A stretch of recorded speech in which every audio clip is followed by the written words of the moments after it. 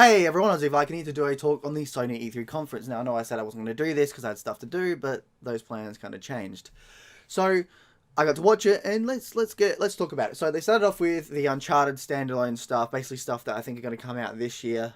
Most of the other games that were going to come out this year, they did in the pre-show, which I thought was a bit weird because, I mean, for me at least, because I don't watch pre-shows. I usually, if there's a conference like this going on, I start it basically a couple of minutes before it begins. So I missed most of the pre-show anyway. But they started off with Uncharted standalone. I loved Uncharted 4. This one is about Chloe and the girl from the number 4. I think her name was Chloe. And then the very strong badass mercenary female from the first one. Fourth one. Sorry.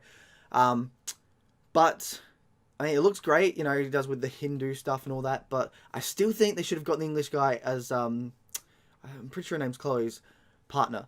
You know, the English bloke is like. Foreign things are bad and stuff. I'm sorry, I can't remember everything from number 3, but I remember he was a badass. You fight him and stuff, and he's like, "That was a good punch." Yeah, stuff like that. He was great, and he should have been the second guy, but whatever.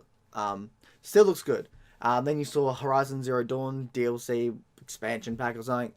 Haven't played Zero Dawn. It does look fun. I'm going to get it when it's on sale. Possibly the collector's edition if it's on sale. But it does look fun. And this DLC doesn't look too bad either. It's about ancient robot thing that she has to beat. And a lot of snow. Cool.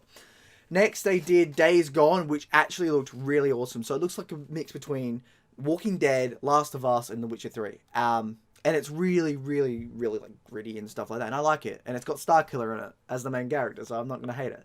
I love the whole fact there's a lot of zombies and stuff. That looks really cool. This one showed off in the demo. There's more stuff to do, such as when you're in an area with a fight, instead of shooting them and stuff and all that, you can plant traps, move them into the traps, and then by doing that, they might do something. The AI might do something where a whole lot of zombies nearby might rush them. Now I don't know if that'd be in the full game. Obviously, so that could just show what you could do. But if that is in the full game, that's some good shit right there. Plus the fact you could destroy a wall, and then all of the ones in the next area can just run through. So it does seem like that will be a thing in the game. I also like the attention to detail, which is something that looks like they've taken from Naughty Dog, which is a good thing.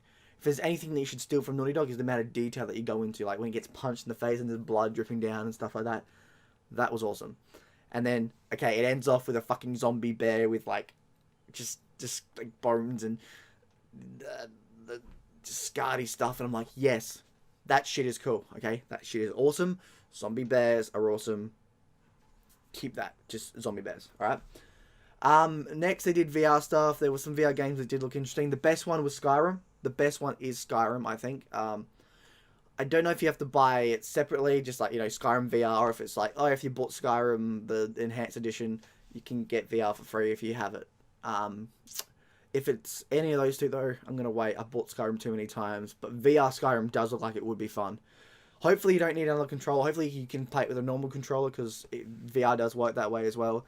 But be able to guess with Move controllers, unless they do a Move controller that you can move around, having like a joystick to move around and stuff. Who knows? We'll see. Next, they did my game of the show. My very, very, very awesome, and I'm very happy about this game of the show, God of War. Holy hell, that is my sort of game, okay? It's got gods, it's got Vikings, it's got Kratos actually being a good character, and it's got a whole lot of crazy ass shit. Like, it's just Norse mythology all over. So, I played number 3. I haven't played number 1 or 2, but I have played number 3, and I do like Kratos as a character. And I get it, he's angry and stuff like that, but he was still like, even when I was playing number 3, I was like, man, you're a dick. I mean, I can see why, because looking at his backstory, he killed his family and stuff like that. And all that, that's why he's angry at the gods and stuff like that, which is cool, which is awesome, and it makes sense for that series. But I think this God of War could very well be the best in terms of story and character, because it just seems awesome. Like, he's got a son now, which, again, who's the mother? You ask questions like, who's the mother and stuff. Is she a Norse god? Is she an old Greek god? Or is she just a normal human being? Who knows? But then you're like, but what happens? So at the end of number 3, when he kills all the gods, and he survives, does he get found out by, just Odin find him? Does Freya find him? And basically like, all right, I'll protect you. And then they have a son and like that. But then it's like, also when you think about it, he's lost. He lost his original family, which he killed. So it's like, with his whole son, he's got to find that sense of himself. You know, he's got to find that sense of having a family again and being there for his son, which is a really good character development thing, and I'm really excited for that because that would work really well.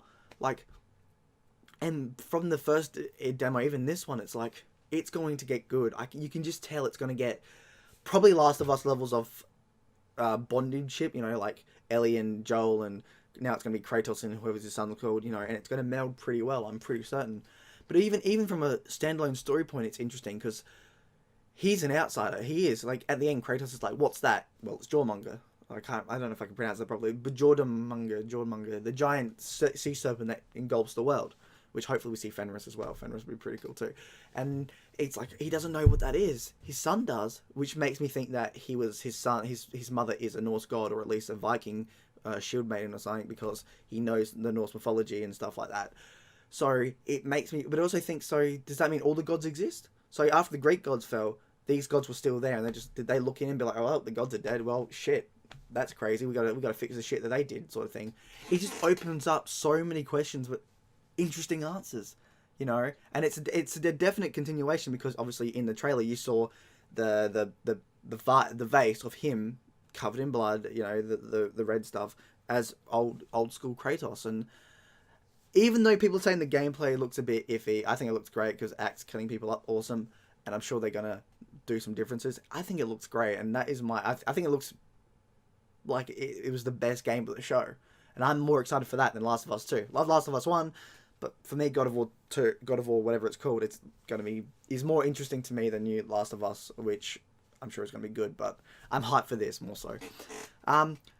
Detroit was next. It looks like it's a David Cage game. I haven't actually played them. All I know is they have good characters. They have some good, meaningful choices, but overall, it depends what you like. Can't really say much on that. It does look interesting. You know, you can rise up and take over and fight the humans and stuff like that, which is an interesting idea, interesting themes, and I like that. You know, are the robots more human than human, sort of thing, it seems like. So I'm all up for that. Next, we saw Destiny 2, basically just a short trailer. Okay, whatever. And the exclusive stuff. Okay, exclusive stuff. Not too excited for Destiny 2 after Destiny 1, even though I did enjoy Destiny 1.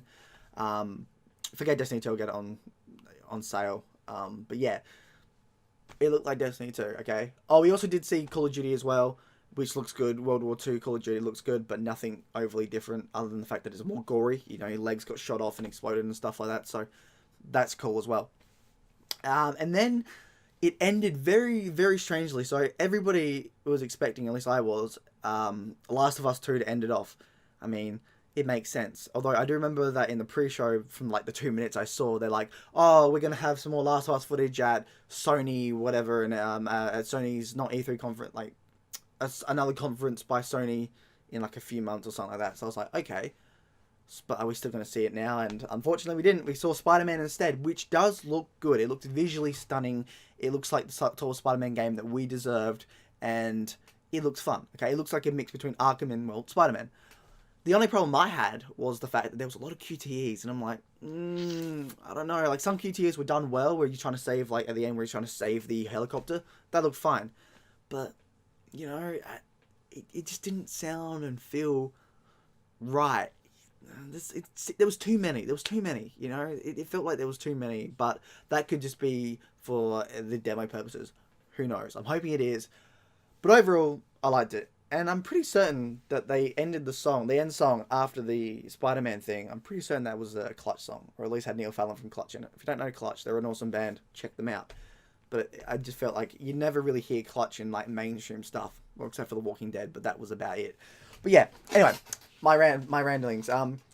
Overall, I liked it. It was solid. The only one of the downsides is all these games, except for the first 2, 3, or maybe basically up to VR, they were for 2018. I mean, obviously games like Destiny and Call of Duty were going to come out this year too, but all the kind of exclusive stuff they had, it's all for 2018. I'm like, okay, I get it, but you didn't show much of what's coming out this year. You did in the pre-show. You know, that's a bit weird, and like Knack 2 and stuff like that, but yeah.